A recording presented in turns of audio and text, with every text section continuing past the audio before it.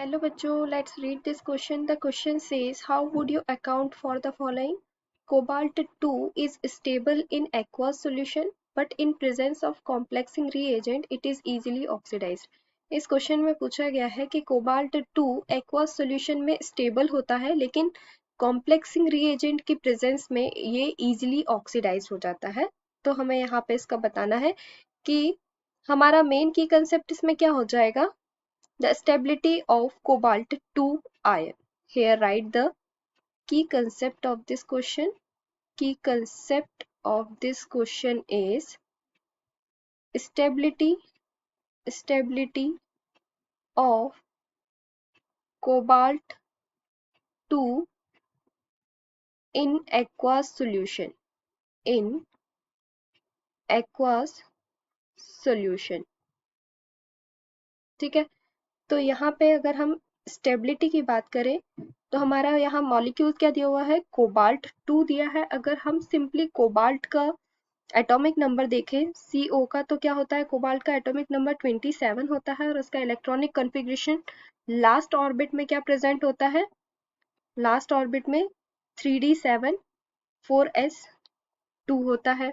ठीक है, तो अगर हम CO कोबाल्ट 2 पॉजिटिव, यहाँ पे हमारा ये क्या है, कोबाल्ट, दिस इज कोबाल्ट, तो cobalt 2 positive is equals to 3d7. ठीक है, मीन्स 2 पॉजिटिव है तो 2 इलेक्ट्रॉन्स इसमें से रिमूव हो जाएंगे. सिमिलरली कोबाल्ट 3 पॉजिटिव की अगर हम बात करें तो इसमें से 3 इलेक्ट्रॉन्स रिमूव होंगे और हमारे लास्ट ऑर्बिट का वैलेंस शेल इलेक्ट्रॉन्स कितने होंगे, इसमें 3d6 होंगे. ठीक है, ये हमने वैलेंस शेल इलेक्ट्रॉनिक कॉन्फ़िगरेशन देख लिया किसका, कोबाल्ट 2 प्लस आयन का और कोबाल्ट 3 प्लस आयन का. ठीक है, तो कोबाल्ट 2 प्लस आयन में अगर हम इलेक्ट्रॉन्स फिल करें डी ऑर्बिट में, तो डी ऑर्बिट में कितने प्रेजेंट होते हैं, 3 4 एंड दिस वन इज 5. ठीक है, तो यहाँ पे अगर हम इलेक्ट्रॉन फिल करें 7 इलेक्ट्रॉन तो कैसा होगा, 3 4 5 6 और 7. ठीक है, और कोबाल्ट 3 प्लस आयन का अगर हम इलेक्ट्रॉन्स फिल करेंगे 3 4 5. ठीक है, तो यहाँ पे 6 इलेक्ट्रॉन है, 1 2 3 4 5 और ये हो गया 6. ठीक है, इस तरीके से यहाँ पे अगर हम कोबाल्ट 3 पॉजिटिव की बात करें तो इसका higher crystal field stabilisation energy होती है as compare to the cobalt 2 plus ion के. ठीक है, तो हम यहाँ लिख सकते हैं cobalt 3 has higher crystal field, this one is crystal field stabilization energy,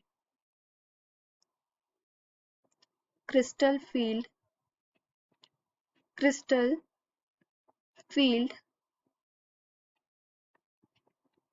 stabilization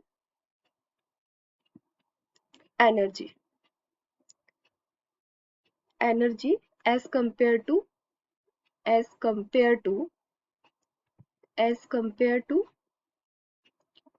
cobalt 2. ठीक है, तो यहाँ पे अगर हम देखें तो कितने number of unpaired electrons present हैं, 4 number of unpaired electrons present है और कोबाल्ट 2 में 3 number of electron unpaired electrons present है. ठीक है, तो कोबाल्ट 3 का higher crystal field stabilisation energy होगी as compare to the cobalt second. So the cobalt 3 has greater ionic charge. ठीक है, तो 3 पॉजिटिव ज्यादा चार्ज होगा as compare to the 2 positive, तो हम यहाँ पे लिख सकते हैं कि cobalt 3 has greater ionic charge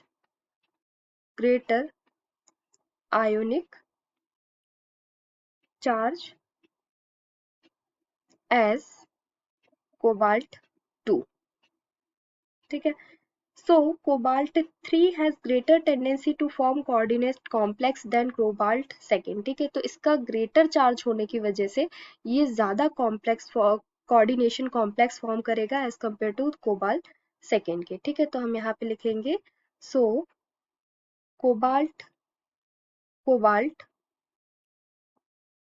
3 has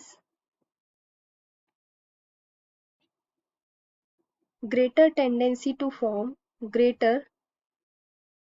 tendency to form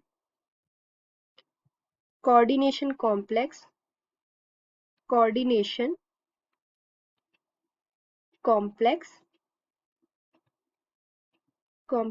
than cobalt 2 than cobalt 2 ठीक है.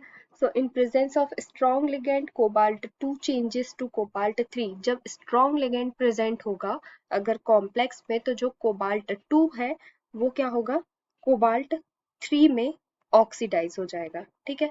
तो यहाँ पे हमारा नेक्स्ट पॉइंट क्या हो जाएगा in presence of strong ligand in presence of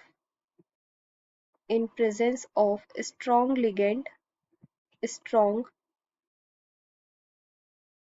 ligand in presence of strong ligand cobalt 2 changes to cobalt 3. It is easily oxidized to cobalt 3. यहाँ हम लिख सकते हैं कि it is easily oxidized to cobalt 3. ठीक है.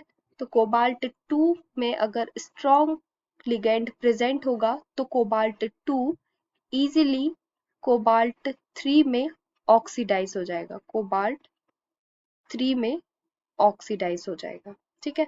तो यहाँ हमसे क्वेश्चन में क्या पूछा गया था कि कोबाल्ट 2 एक्वस सॉल्यूशन में स्टेबल क्यों होता है जबकि लेकिन जो प्रेजेंस ऑफ कॉम्प्लेक्स रिएजेंट अगर कॉम्प्लेक्स रिएजेंट की प्रेजेंस होती है तो वो इजीली ऑक्सीडाइज हो जाता है. So as we know the in presence of strong ligand cobalt 2 changes to cobalt 3 it's easily oxidized to cobalt 3. ठीक है. cobalt 2 है जो easily oxidize हो जाता है cobalt 3 में due to the presence of strong ligand. Hope you understood it well. Best of luck.